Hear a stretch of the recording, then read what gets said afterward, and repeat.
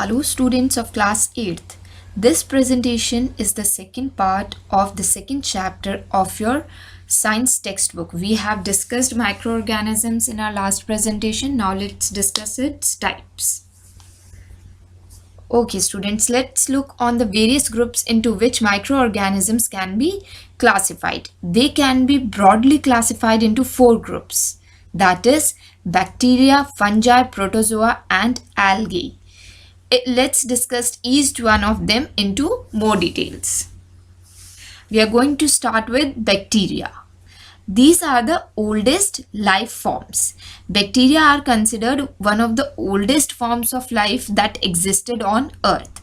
So you can say that they are our ancestors.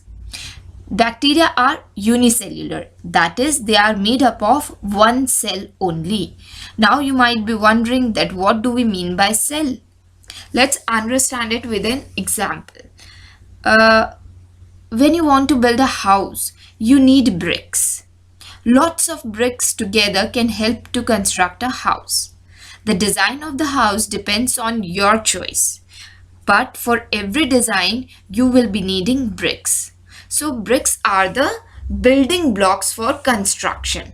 Similarly, inside every living organism, there are some basic building blocks which are known as cell. Okay, so every living organism is made up of cell and bacteria are made up of only one cell. Next is bacteria appear in a variety of shapes and sizes. If you see on your screen, you can see that some of them are spherical, some of them are elongated, okay, and some of them are cylindrical. So bacteria can be of different shapes. Bacteria live in soil, water, radioactive waste, and in the deep portion of Earth's crust. So we can say that they are present almost everywhere. They can even live in plants or animal bodies. For example, even inside the body of human beings, there are various bacteria that live in there. Some of them might harm our body and some of them might help our body. So they derive their nutrition from our body itself.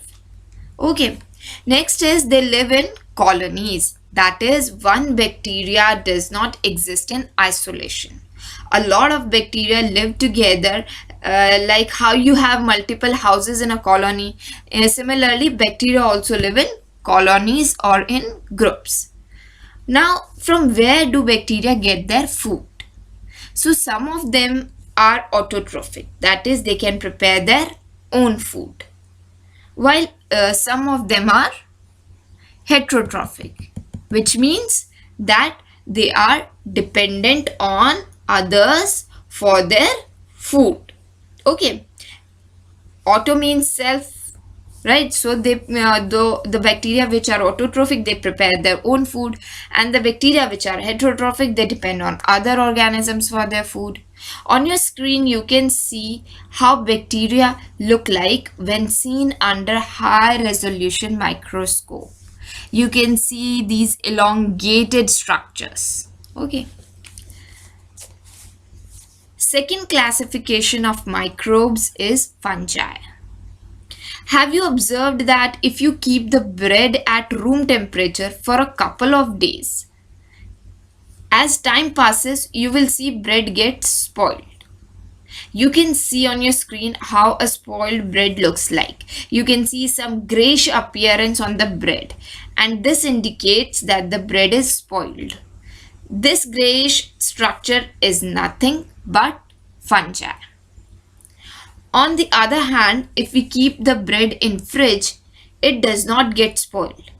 This is because we are keeping the bread at very low temperature where fungi cannot grow because the temperature is not suitable for its growth.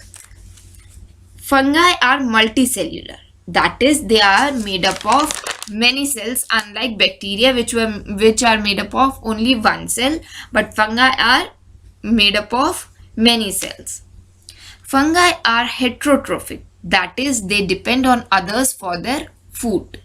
They can feed on dead and decaying matter. They can exist with other organisms and get food from them. It can also be parasitic. That is, it can live inside the body of other organisms and get its food from the body of these organisms. Okay. Fungi prefer warm and moist places to grow. Okay, that means they should have a particular temperature. They can't grow in a very low temperature. Also, they need moisture to grow. Fungi also live in colonies, just like the bacteria, they live in colonies. That is, they cannot live isolated. Fungi are immobile. They do not move from one place to another. The examples of fungi are yeast, mushroom, and molds. These are the three most common examples of fungi. You can see all three on your screen. Yeast are used in baking industry. Mushroom is also eatable. Molds can be seen on rotten fruits or vegetables. So, we have discussed the two types of microbes here, that is bacteria and fungi. The other two we will discuss in our next presentation. Thank you, students. Hope you have understood whatever we have discussed in this presentation today. Please complete your homework and click the pictures of the homework and send it to school's WhatsApp number. Stay home, stay safe, study hard. Thank you.